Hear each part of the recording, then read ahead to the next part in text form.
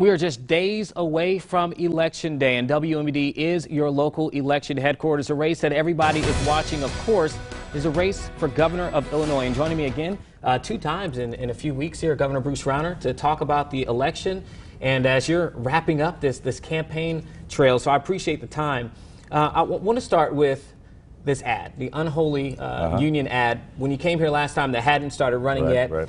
It said that it is paid for by Citizens for Rauner. Just want to be clear. Did you approve that ad? And second thing with that question is, if you were to be elected, with the nature of that ad, Mike Madigan's still going to be there. How can people expect that the two of you are going to be able to work together and collaborate on behalf of the people of Illinois if you're elected and putting out ads such as that one? Well, we did approve that ad. Obviously, that's not language that I personally use, but the ad was designed to cut through the clutter. Pritzker's outspending us by $100 million, blanketing the airwaves with a lot of false messaging. And we need to get the message out how devastating it would be for the people of Illinois if Pritzker and Madigan got into power together, gerrymandered the districts, raising our taxes, engaging in the corruption that both of them have been accused of. Now, I've been butting heads with Speaker Madigan for many years. But despite that, I've proven an ability to get a balanced budget, to get education funding done, to get Medicaid reform, criminal justice reform, cut property taxes for veterans, got an adoption tax credit. We've done a lot of wonderful things, even though Madigan and I don't get along. He's such a corrupt politician, and I say so. I mean, I got to call it what it is. Corruption is the #1 problem in our state. We were ranked one of the most corrupt states in America, and Chicago was ranked the most corrupt city. We can't give power to the corruption of Speaker Madigan and Pritzker. I've got to fight against that. All of us need to stand together. It's not about Republicans versus Democrats. It's all of us as citizens in Illinois standing against a corrupt political machine that Madigan runs and Pritzker funds. All right. Well, I want to go to a different topic here, one that is impactful for sure within central and in southern Illinois. There's currently a debate over the Vistra coal plant. It used to be Dynegy, and your administration has put out a proposal to kind of roll back for the emissions for pollution. There's debate on whether or not they should be stricter or they should be softer. And I know that there was a state board that just delayed that decision until after the elections on your proposal to kind of roll back. You also have people who are here locally who think that allowing for those standards to roll back and be softer is going to lead for more lung pollution and issues for people in health matters. For you, what I want to ask is, how would you explain to those who do argue that those studies, that would lead to more issues with health matters, and why you wish to move that proposal forward if reelected? Well, that's very important. Obviously, public health is top priority. I look forward to a good discussion about the issues pro and con to make sure we've got to make sure that everything is safe.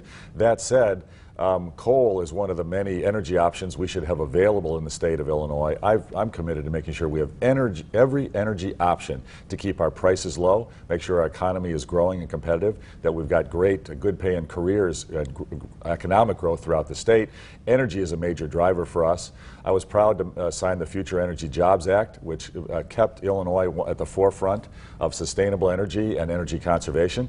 And I want to make sure that every energy option is available to the people of Illinois. And I believe we can find a balance in coal and oil and gas and many of the other options as well. All right, and if it does come out with studies that it does impact health, would you be willing to change that? Would absolutely. you be willing to adapt that? No, and I think our administration is clear. We want regulations to keep people safe and healthy, but also regulations that allow our economy to grow and create great economic opportunity for everyone. All right, I want to ask you, the polls have been saying that you are down, some as much as 20+% or that matter. So I also want to ask you, because I see it in your face there, where do you think you currently stand, and what do you need to do within your campaign within the next several days in order to put yourself in the best position to win? Yeah, I think most people know polls are all over the place, and polls have been really wrong the last few election cycles.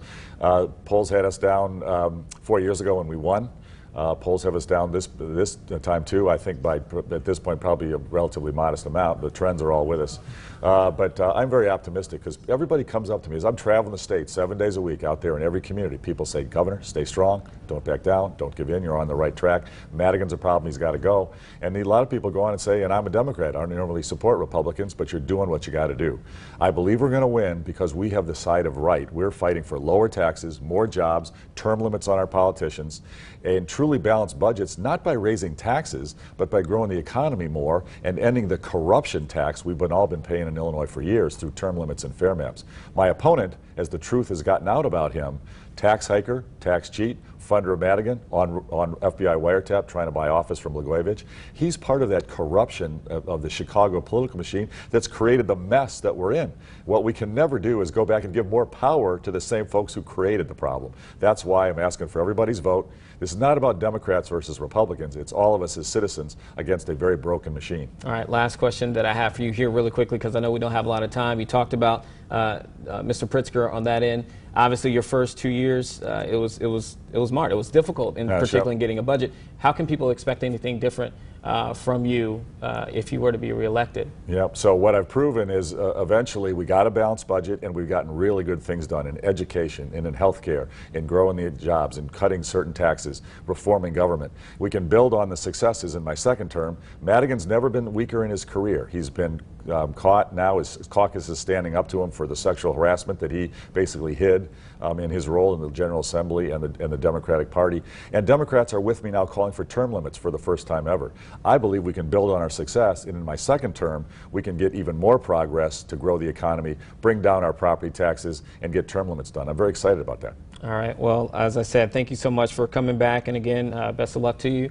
And in just a matter of days, we will see where the polls, if they're right, and those kind of things, I guess, by Tuesday. Well, everybody get out and vote. Most important election of our lifetime. Thanks, Eugene. All right. Thank you. Pleasure. All right. We'll be right back.